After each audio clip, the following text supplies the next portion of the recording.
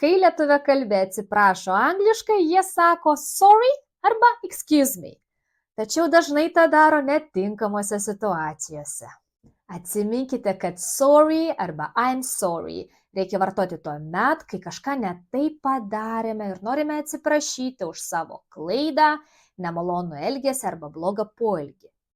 Jeigu, tarkime, aš netyčia užminsiu jums ant kojos, angliškai pasakysiu sorry, I didn't mean to step on your foot. Arba jeigu jūs pavėlavote į pamoką arba susitikimą, angliškai pasakysite I'm sorry for being late. Tačiau jeigu nieko blogo nepadarėte, o tik norite atkreipti kito žmogaus dėmesį, geriau vartokite excuse me.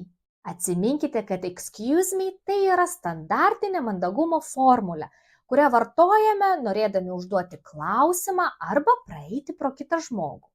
Examples. Excuse me, where is the train station? Arba excuse me, may I pass? Taigi sorry išreiškia gailestį už netinkamą veiksmą, o excuse me tai mandagus būdas užkalbinti kitą žmogų arba netrukdant praeiti pro šalį. Safe and share.